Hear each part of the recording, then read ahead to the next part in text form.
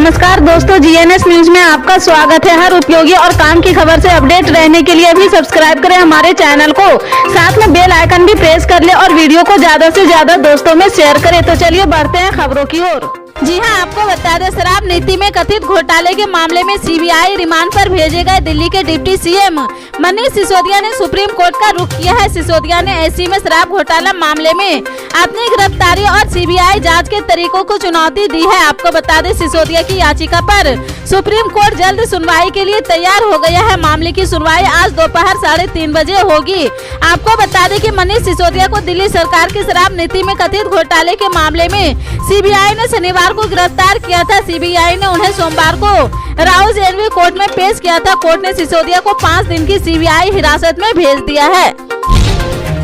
जी हां, आपको बता दें, आज से साल के तीसरे महीने यानी मार्च की शुरुआत हो गई है। नए माह की शुरुआत के साथ ही बुधवार से कई नियमों बदलाव हो जाएंगे जो आपकी जेब पर सीधा असर डालेंगे। मार्च से बैंक हेलीकोड, एलपीजी सिलेंडर के दाम से लेकर बैंक लोन की ब्याज दरों आदि कई चीजों बदलाव होने वाला है। आइए जानते हैं कि 1 मार्च 2023 से कौन से वित्त नियम बदल रहे हैं जो आम लोगों के मासिक खर्च पर असर डालने वाले हैं। मार्च के महीने में छुट्टियों की भरमार है। इस महीने होली और चैत्र नवरात्र जैसे कई त्योहार मनाए जाएंगे। ऐसे में मार्च में कुल 12 दिन बैंक में अवकाश रहेगा। इस 12 दिनों में दूसरे और चौथे शनिवार है। हर रविवार की छुट्टी भी शामिल है। यह छुट्टियां राज्यों के हिसाब से तय होगी।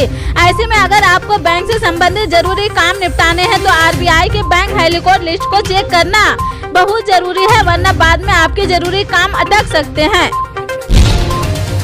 जी हां, आपको बता दें, त्रिपुरा विधानसभा चुनाव 2023 का रिजल्ट आने से पहले एग्जिट पोल के नतीजे सामने आ गए हैं। इन नतीजों में तृणमूल कांग्रेस चीफ ममता बनर्जी को बड़ा झटका लगता नजर आ रहा है। इंडिया टुडे, एक्सिस माई इंडिया के एग्जिट पोल के मुताबिक राज्य में इस बार भी सत्तारूढ़ भारतीय जनता पार्टी सरकार बनाने वाली है। 60 सदस्यीय सदन में भगवा पार्टी को 36 से 45 सीटें मिलने की संभावना है, जबकि वाम कांग्रेस गठबंधन के लिए अनुमानित संख्या 6 से 11 है। टिपरा मोथा पार्टी के लिए 9 से 16 है। इसका मतलब साफ तौर पर यह हो सकता है कि पश्चिम बंगाल की मुख्यमंत्री ममता बनर्जी के त्रिपुरा में टीएमसी के प्रभाव को बढ़ाने के मंसूबों पर पूरी तरह चौपट हो गए हैं।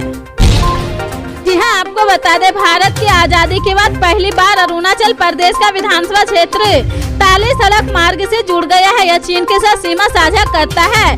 अरुणाचल प्रदेश के मुख्यमंत्री पेमा खांडू ने कुमे ब्रिज का उद्घाटन किया है, जो अरुणाचल प्रदेश के यांगती को ताली से जोड़ता है। 2017 में हेलीकॉप्टर द्वारा क्षेत्र की अपनी अंतिम यात्रा के दौरान खांडू ने लोगों से वादा किया था कि उनकी अगली यात्रा सड़क मार्ग से होगी। यह वादा न्योकुम के शुभ अवसर पर पूरा हुआ है। न्योकुम निवासी समुदाय द्वारा मनाया जाने वाला एक त्योहार है। इस पर लोग अच्छी फसल के लिए देवी न्योकुम की पूजा करते हैं और प्रार्थना करते हैं कि उनकी फसल बाढ़ और सूखे से बचे रहें। जी हां, आपको बता दें, उत्तर प्रदेश में 2 सीटों पर उपचुनाव होने वाले। हालांकि अभी तक उपचुनाव का ऐलान नहीं हुआ है, लेकिन इन दोनों ही सीटों पर बीजेपी और समाजवादी पार्टी से कई प्रत्याशियों की चुनाव लड़ने की अटकलें चल रही। इसी बीच बीजेपी नेता जया प्रदा ने सीएम योगी आदित्यनाथ से मुलाकात की है, तो राजनीतिक हलचलें तेज हो गई है। बीजेपी नेता जया प्रदा सोमवार को लखनऊ पहुंची है। इस दौरान वो सीएम योगी आदित्यनाथ से सरकार आवास पर पहुंची है, जहां दोनों के बीच मुलाकात हुई है। दोनों के बीच करीब 1 घंटे तक मुलाकात हुई है। हालांकि बीजेपी नेता ने मुख्यमंत्री से लखनऊ में हुई इस मुलाकात को केवल शिष्टाचार मुलाकात बताया है, लेकिन इस मुलाकात के बाद राजनीतिक हलचलें तेज हो गई है। राजनीति के जानकार अब बीजेपी नेता के उपचुनाव में उम्मीदवार होने का दावा कर रहे हैं। जी हां, आपको बता दें, मेघालय में मतदान और उसके बाद जारी एग्जिट पोल पर सरकार बनाने को लेकर मामला फंस गया है।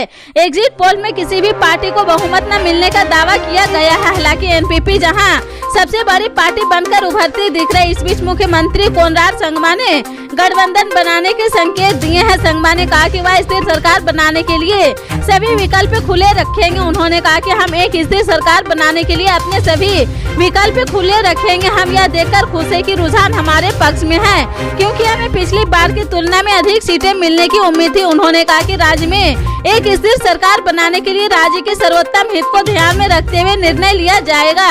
बता दें, पिछली बार संगमा ने भाजपा के समर्थन से सरकार बनाई थी। इसके बावजूद दोनों पार्टियों ने अलग अलग चुनाव लड़ा है। जी हां, आपको बता दें भारतीय विशिष्ट पहचान ने फिंगरप्रिंट पर आधारित आधार के सत्यापन को और सुरक्षित बनाने के लिए एक नया तंत्र पेश किया है।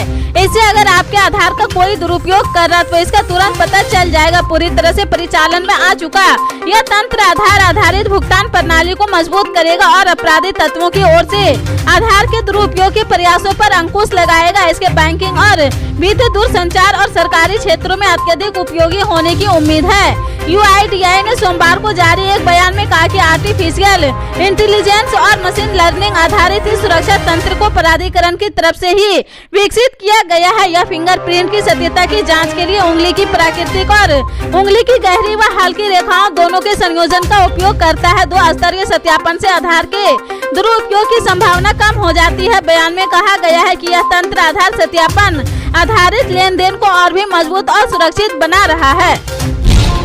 जी हां, आपको बता दें मेघालय विधानसभा चुनाव इस बार बीजेपी के लिए बहुत ही खास रहा।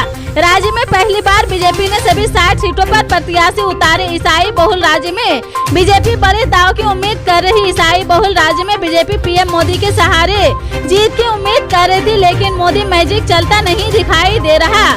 चुनाव के बाद हुए एग्जिट पोल के नतीजे यही बताते हैं। मेघालय विधानसभा चुनाव 2023 के लिए सोमवार को मतदान पूरा हो गया। राज्य की 60 सीटों के लिए मतदाताओं ने वोट डाले थे। चुनाव के नतीजे 2 मार्च को त्रिपुरा और नागालैंड के साथ घोषित किए जाएंगे। इसके पहले एग्जिट पोल के नतीजे आ गए हैं, जिसमें जनता का मूड पता चल रहा है। राज्य की 60 में से 59 सीटों पर मतदान हुआ था। एक कैंडिडेट के निधन के कारण एक सीट पर चुनाव टल गया है। जी हां, आपको बता दें राष्ट्रीय राजधानी दिल्ली NCR समेत उत्तर भारत के राज्यों में बीते एक सप्ताह से गर्मी ने तेवर दिखाने शुरू कर दिए हैं। मौसम विभाग के मुताबिक मार्च के पहले सप्ताह में दिल्ली के तापमान में इजाफा होने के साथ गर्मी और बढ़ेगी। अभी जहां दिन का तापमान 31 डिग्री सेल्सियस के आसपास चल रहा, वह मार्च के शुरुआत से ही 33 डिग्री सेल्सियस के आसपास पहुंचने की संभावना है। मौसम वैज्ञानिकों को माने तो दिल्ली NCR समेत उत्तर भारत में मार्च में भीषण गर्मी पड़ सकती है। दिल्ली में फरवरी के जहां मौसम सुहाना रहता है, वहीं इस साल बारिश नहीं होने और तापमान में बढ़ोतरी से समय से पहले ही गर्मी का एहसास दिल्ली में बीते सप्ताह से अधिकतम तापमान 30 डिग्री से ऊपर दर्ज किया जा रहा। जी हां, आपको बता दें पूर्वोत्तर में मंगलवार को अहले सुबह महज 5 घंटे के अंदर 2 बार भूकंप के झटके महसूस किए गए हैं। जहां पहला झटका मणिपुर के आसपास महसूस हुआ है, वहीं दूसरे झटके ने मेघालय के तुरा की जमीन को हिला दिया है। नेशनल सेंटर फॉर सिस्मोलॉजिकल के मुताबिक पूर्वोत्तर में पहला झटका मणिपुर के नोनी जिले में महसूस किया गया है। यहाँ भूकंप की तीव्रता 3.2 रही है और इसमें किसी के तहत होने की खबर नहीं है। भूकंप अहले सुबह 2:46 में आया है और इसका केंद्र जमीन से 25 किमी नीचे था। जी हां, आपको बता दें राजकोषीय घाटा 3% से अंदर रखने की कोशिश। 2023 से 24 का सकल राज्य घरेलू उत्पाद 8,98,228 करोड़ रुपए अनुमानित है। बिहार के विकास के बिना देश के अपेक्षित विकास की कल्पना अधूरी है। पिछले 10 साल में बिहार की अर्थव्यवस्था लगभग 3 दुगनी हो गई है। बिहार का सकल घरेलू उत्पाद 2011 से 12 में 2.47 लाख करोड़ रुपए था, जो 2023 से 22 में बढ़कर 6.75 लाख करोड़ रुपए हो गया। अर्थव्यवस्था के आकार की सूची में बिहार का स्थान 2018 से 19 में देश के 16वां था, जो 2021 से 22 में 14वां हो गया है। यानी बिहार ने 2 स्थान की छलांग लगाई है। अंतर्राष्ट्रीय मुद्रा कोष में वैश्विक स्तर पर 2021 से 22 में वैश्विक आर्थिक वृद्धि दर की 6% रहा है। इसी अवधि में देश की औसत आर्थिक वृद्धि दर 8.7% रही, जबकि बिहार का विकास दर 10.98% रही है। पल पल के अपडेट जानने के लिए जुड़े रहें आप अपने GNS न्यूज चैनल से। मिलते हैं अगली बड़ी खबर के साथ, तब तक के लिए जय हिंद।